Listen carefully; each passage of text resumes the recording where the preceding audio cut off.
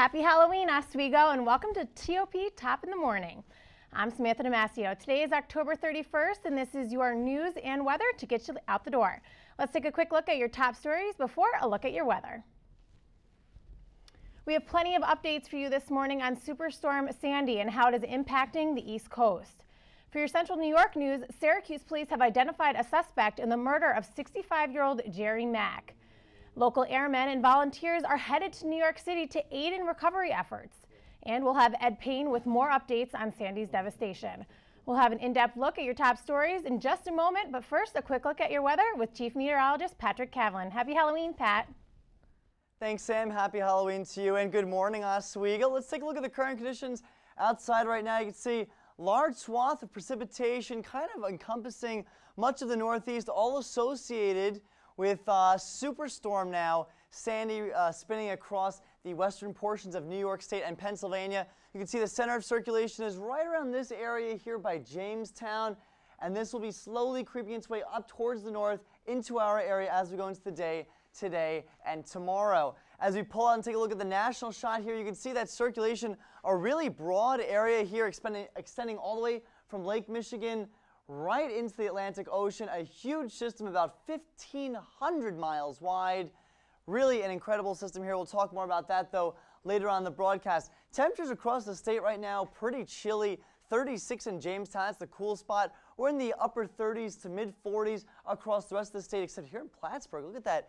You're actually the warm spot this morning at 51 degrees. As we go through the day today, there's that low pressure system. It'll be moving up the East Coast, bringing us those effects. And as we go into the next 3 days, unsettled Thursday, Friday, a chance of lake effect rain and snow showers, and Saturday, some more showers. We'll have a more detailed look at that forecast in just 10 minutes, but right now, I'll send it back to the desk.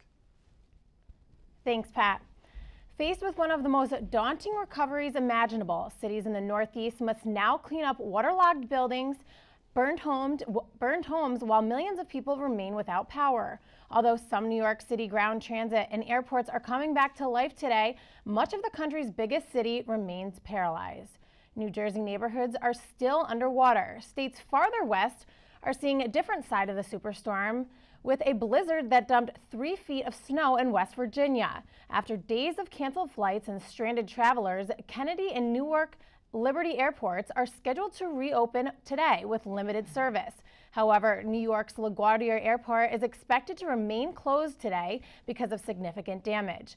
The city's massive subway network will remain offline for several more days as workers try to recover the underground lifeline. So far, the New York Police Department reported a total of 22 deaths in the city from Sandy.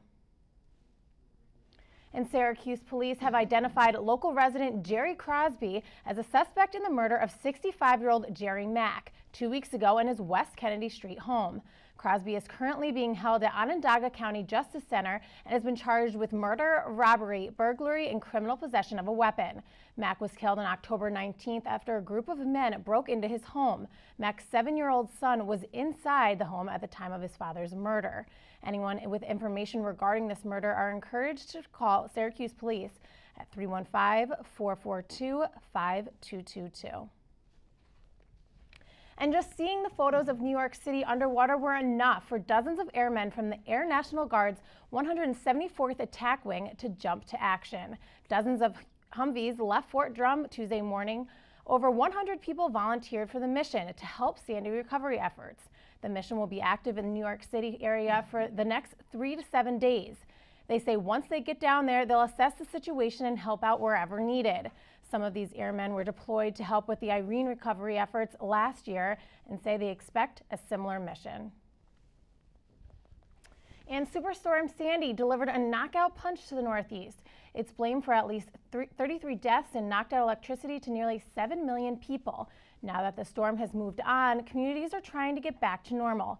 Ed Payne has the story. New Jersey Governor Chris Christie called it devastating, something he thought he'd never see. He surveyed the damage from a National Guard helicopter. In his state and others along the East Coast, massive flooding, trees toppled, homes flooded, even destroyed by fire. Now the focus turns to recovery. I know the way the people of the state will react. They'll say, hell with that. You know, we'll feel sad for a couple of days, but then hell, let's go. Let's get back to work. New York Mayor Michael Bloomberg also is looking forward. We have a plan for recovery, and that recovery is already beginning. I'm happy to say it's the beginning of a process that we all know will take a while, but this is the end of the downside, and hopefully from here it is going up. President Obama made a surprise visit to the Red Cross. So my message to the governors and the mayors, and through them to the communities that have been hit so hard, is that we are going to do everything we can to get resources to you. Republican presidential candidate Mitt Romney helped take in storm relief supplies in Ohio. And I appreciate your generosity. It's part of the American spirit, the American way to give to people who are in need. Sandy's financial toll is adding up. One forecasting firm says the storm's economic impact could reach $25 billion. I'm Ed Payne reporting. All right, and our thoughts and prayers are with everyone affected by that devastating storm. Her name may ring a bell to you from the 2011 St. Baldrick's Day event. Emily Bradshaw voluntarily shaved off her long brown locks, raising over $3,000 for childhood cancer. At only 12 years old, Emily is humbly becoming quite an inspiration in her community. Her passion to help those in need is unstoppable, and no project is too big to take on. Take a look at what's next. As an honor roll student, an athlete, and an active member in several school clubs, Emily sacrifices a lot of her personal time to commit to her projects. Her most recent mission centers on the homelessness issue that has been on the rise in the area within the last 5 years. When Emily became aware that Oswego County did not have a homeless shelter, she decided to speak up. I really got upset over that. So I started contacting people and finding a way that I could help. Taking her involvement to the next level, Emily is now the youngest member of COACH, County of Oswego Advocates Challenging Homelessness. On Thursday, Emily and her mother, Jennifer, attended their first official meeting with directors of social services, Oswego County Opportunities, and the United Way. It's really coming from her heart, and that's being seen. I think that's what people are reacting to and responding to.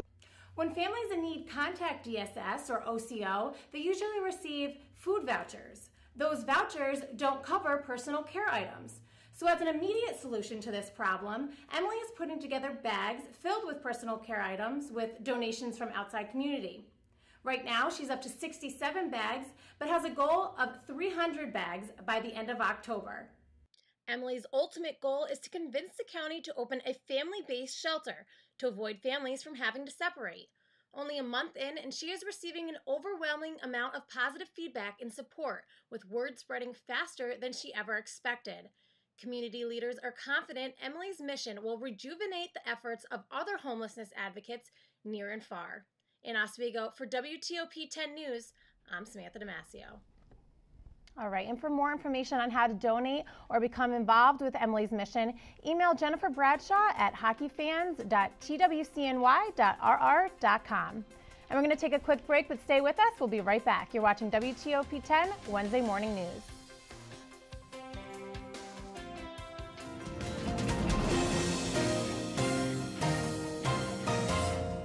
Oswego MBA program, helping you achieve your goals with a customized curriculum developed with flexibility in mind.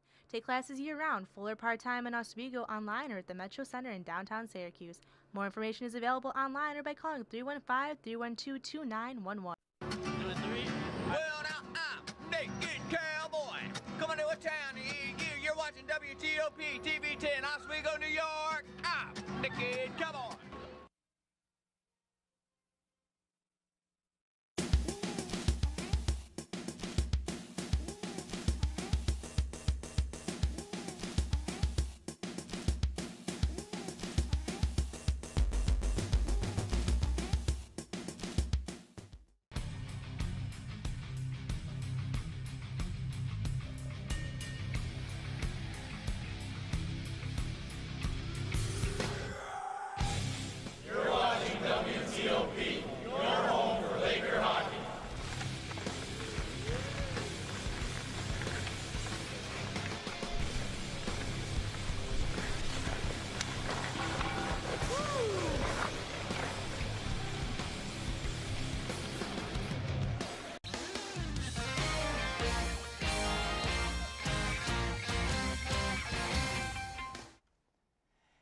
and a good Wednesday morning to you, Oswego, and happy Halloween as well. Let's take a look at your financial news to get you out the door this morning. Following the devastation of Hurricane Sandy these past few days, a silver lining in her clouds may be on the horizon. As focus begins to turn to the aftermath of this historic storm, experts have come out to say that the economy may be set for a major boost as a result of increased spending towards rebuilding efforts. To estimate the effects on the economy, many are using positive multiplier effect, which some believe could be as much as 5 times for this event. This means that if damages come to be $20 billion, a conservative estimate, the overall economic boost in terms of spending and activity would be $100 billion, 5 times the cost of the damages. The United States economy grew a weak 2% in the third quarter, and a boost from reconstruction spending in the months ahead would help the U.S. economy, where a recovery has been slow. And today marks the first day of trading on the floor at the New York Stock Exchange since Hurricane Sandy hit. For the first time in 124 years, the NYSE closed its doors as a result of weather-related reasons for not 1 but 2 days as floodwaters ravaged downtown Manhattan. An emergency response team has been working around the clock over the last day and a half to get systems up and running again to resume trading today. The exchanges want to resume normal operations as soon as possible to serve their clients and show that they can operate in difficult conditions. However, a quick restart of trading might result in unexpected problems. If the exchanges open before they are truly ready, the markets might be vulnerable to complications that could ripple through the financial system. And now, with less than 30 minutes to the opening bell, the Dow futures are up 54 points, the Nasdaq up 1 point, and the S&P futures are just up 6.30 points. That's a look at what's happening on Wall Street. Here's a check of what's happening around the world with Sam. Thanks, Pat. UBS says it's cutting 10,000 jobs. The Swiss bank announced the cuts today. It comes as a Zurich-based bank tries to pare back its investment banking arm. The firm estimates the restructuring will save it more than $3.6 billion over 3 years. The job cuts equal more than 15% of the bank's workforce. It's one of the industry's largest layoffs since the financial crisis rippled through Wall Street and financial markets. The civil war in Syria appears to be intensifying despite the latest attempt to put a ceasefire in place. And amid the fighting, Qatar has leveled its most serious accusation yet at Bashar al-Assad's regime, attacking the term genocide to the conflict. CNN's Nick Patton-Walsh offers details from Beirut.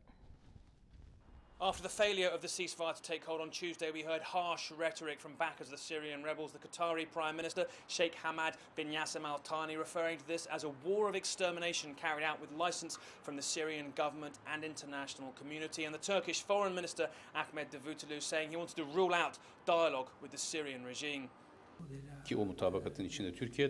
There is no point in engaging in dialogue with a regime that continues to carry out such a massacre against its own people, even during Eid al-Adha.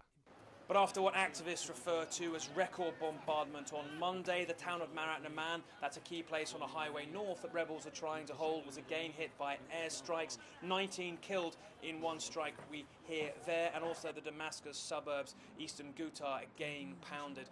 This will be no consolation, though, to the regime, because another high-profile assassination occurred in Damascus of a key Air Force Major General, Abdullah al-Khalidi. It's not precisely clear what his role is within the regime, but the Air Force, despite being behind that air power, is also accused of masterminding much torture and repression of dissidents. So once again, the centre of Damascus, where so much of the regime is supposed to feel safe, clearly vulnerable. Nick Payton-Walsh, CNN, Beirut. All right, so will Superstorm Sandy being affecting us today for Halloween? Yes, but nothing like what our friends downstate saw. I mean, the destruction down there is really unbelievable. Devastating. Yeah, so fortunately, though, we won't be seeing anything like that here today, although we will be remaining unsettled into the latter part of the week. Let's take a look at your Class Day forecast right now. Heading out the door this morning, a little chilly, 42 degrees to start the day. That's actually where we're at right now. Under overcast skies, again, this is all thanks to Hurricane Sandy, or as they're now calling it, Superstorm Sandy. You can see here we start at 42 degrees. Our temperatures do moderate as we go throughout the day, but only topping out in the upper 40s. So overall, kind of a gloomy day, but definitely got that touch of fall in the air just for Halloween. So again, right now we're sitting at 42 degrees under those overcast skies. Calm winds, though, that's a nice change as to what we saw just 24 to 48 hours ago, where we actually measured a peak wind gust here over 65 miles an hour here on the SUNY Oswego campus. As you take a look at the radar image across the Northeast right now, here's the main system. This is Sandy right now, or at least the remnants of Sandy, spinning almost stationary over the western portions of Pennsylvania and New York State. That'll be slowly creeping its way up, and it'll be moving just to our west during the day today, into the overnight, and into the day tomorrow. You can see here, I also want to point out these blue shades. This is snow. This is the first time we're seeing snow in the Northeast this year. So this is also pretty substantial. You know, we've been hearing so much about this storm surge and the wind and the rain,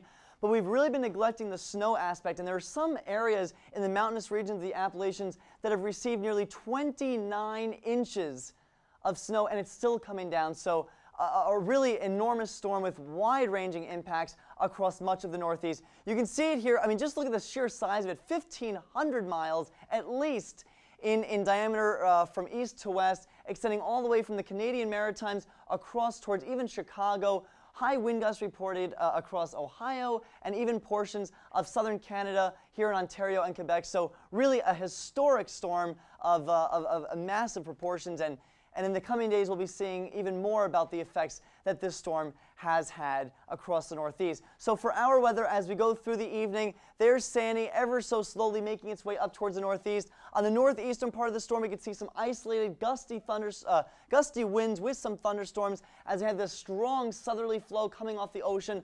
But behind it, cold and windy air being really just sucked in from Canada, and that'll be triggering some lake effect rain and even snow showers as we go into the latter part of the week. As we see for the day tomorrow, Sandy is basically on our doorstep here in central New York, with periods of moderate to heavy rainfall across the Northeast Kingdom here, with, as I mentioned, cold and breezy conditions across the west, and even some mountainous snow here in the Appalachians. For the rest of the week, the jet stream is just to our south, which means the cold air stays in place, with snow showers developing across the Great Lakes region and rain showers looking like the main story for us, although we could be seeing some mixed precipitation during the latter part of the week. I'll talk more about that in a minute. As we take a look at Futurecast right now, 2 o'clock, heading out to lunch, just mostly cloudy skies with a few showers. For dinner time, maybe you're going out for an early dinner, 5 o'clock. The showers continue, but mainly stay to our south. But again, you might want to have that rain gear with you. If you're going out to dinner or maybe a movie, those showers still hanging around our area, so that's going to be the story for much of the day today. So more detailed look at today's forecast. Showers on and off during the day today, not getting much warmer than we are right now, only topping out in the upper 40s. For tonight, scattered showers, we're back into the low 40s. So again, this unsettled weather continues right through much of the week, as you can see here now in the 5-day forecast. Rain, rain, rain, and cloudy conditions for Wednesday and Thursday. Friday, that chance of mixed precipitation during the early morning and even into the overnight into Saturday does exist. We'll have to keep our eye on that as we go into the latter part of the week, and it looks like we don't really clear up until Sunday. So Sandy's effects are really being felt across the Northeast for long periods of time, but fortunately it looks like the worst of it is over for now. We'll send it back to the desk with Sam. All right, thanks so much, Pat. Nirvana Spring Water and Boonville are experiencing the effects of Superstorm Sandy firsthand, as the company has been trying to keep up with the huge rush of people stocking up on bottled water. Their product has been in a much higher demand than it has ever been since the storm hit. Nirvana's warehouse was full of water bottles a week ago. Now there was not even enough for what was needed to be delivered today. Even FEMA has called Nirvana to order bottled water, and while the company will ship when it can't meet the full demand. And following Hurricane Sandy, a central New York family is counting their blessings. The Brooks family of Skrupel became victims of the hurricane after a tree had crashed through the roof of their home. Kathleen Brooks, her husband, and their grandson found themselves buried beneath debris. Luckily, the family was able to get out with minimal injuries. They are unsure of whether or not their home can be fixed, but are happy that they got out safe. The Red Cross is currently assisting the family on finding a place to stay. And on Friday, November 2nd, Waterman Theater will be screening the film Cry for Peace, Voices from the Congo. The work features a member of the Congolese community in Syracuse who faced tribal violence when living in the Democratic Republic of Congo. Now they aim to stand as a model for Congolese people everywhere. Theater director Ping Chong and Syracuse playwright Kyle Bass will introduce the video at 7 p.m. with the screening to start at 7:30. There includes a $5 donation for Congo relief work. And in preparation for SUNY Oswego's annual Relay for Life, College Students Against Cancer will be holding an informational meeting. The meeting will take place in the activity core of the campus center on Sunday, November 4th at 5 p.m. Information tables will be there and t-shirts will be for sale. The event is volunteer driven and will work to raise money for the American Cancer Society. For more information, please call 607-743-1253. And now we'll take a quick break, but when we come back, we'll get you caught up on the latest news and entertainment and take a final look at your weather. Stay with us, you're watching WTOP 10.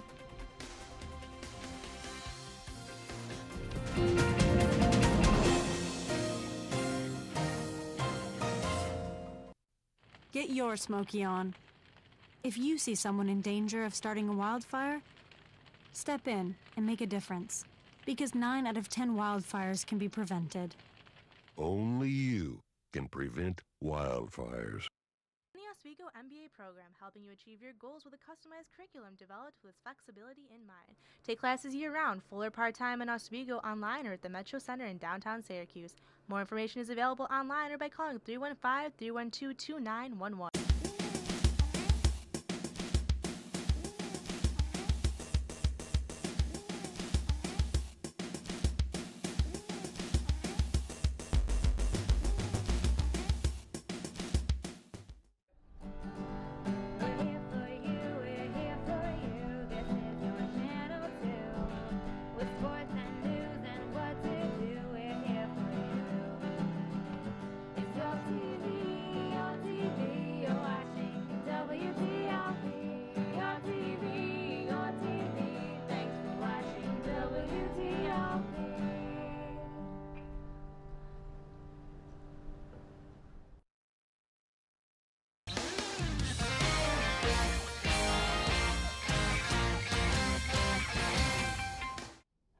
All right, welcome back. No tricks or treats from Heidi Klum. A Rolling Stone plays the wedding march, and droids and Jedis join forces with Mickey Mouse. Carl Zeus has all the entertainment highlights in today's Hollywood Minute.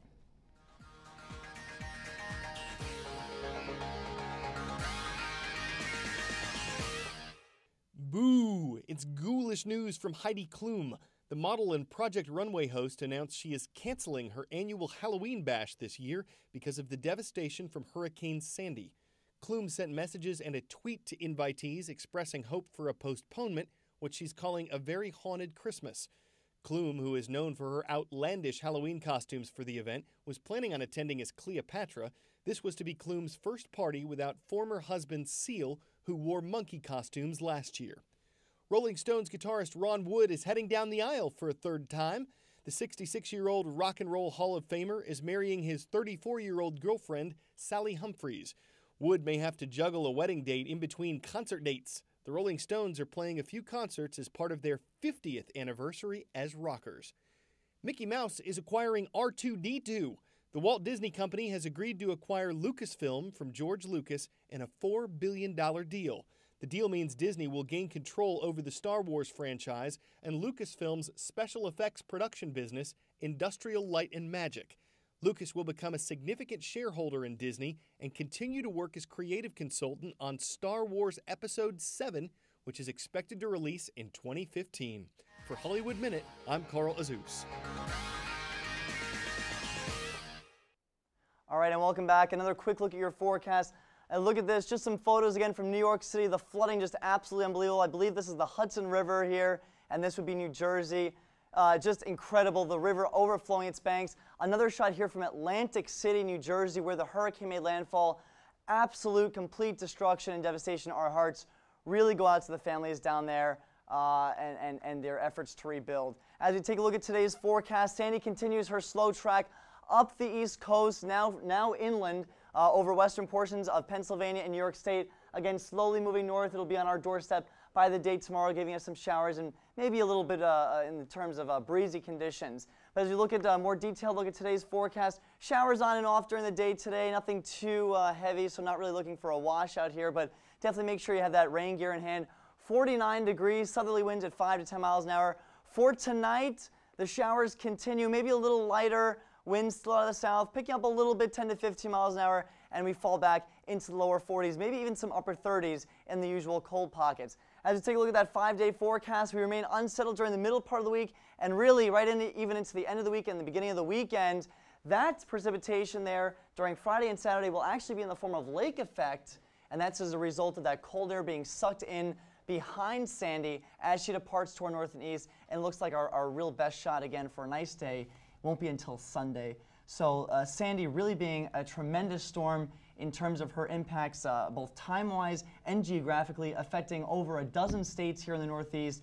I mean, I believe there's still over 5 million people in the Northeast without power. And New York City is still completely shut down. They just reopened the bridges and I think 1 or 2 of the airports, as you had mentioned earlier. Yeah, I think they're going to keep LaGuardia closed because it's just right. Still, these impacts are going to be long-lasting. I know the subway systems and all the mass transit down there will be shut down for quite a while. So again, our thoughts and prayers are with all the New Yorkers down there during this storm. Absolutely. All right, we're going to take one quick last break, but when we come back, we'll take a look at the lighter side of news. Stay tuned. You're watching WTOP Wednesday Morning News.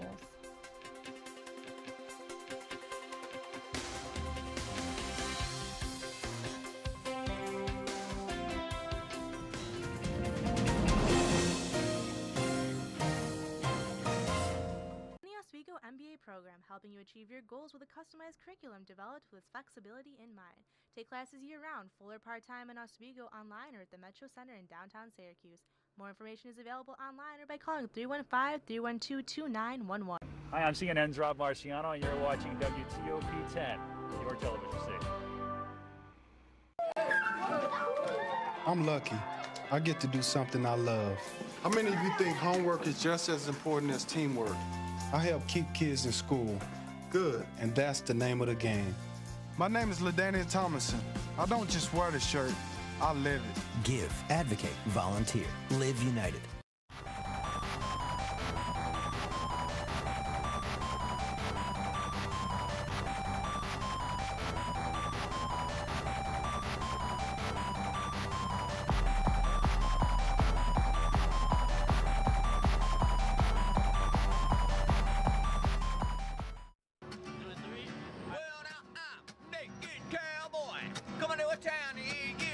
WTOP10 Oswego, New York. I'm the kid. Come on. Mike, we got the other.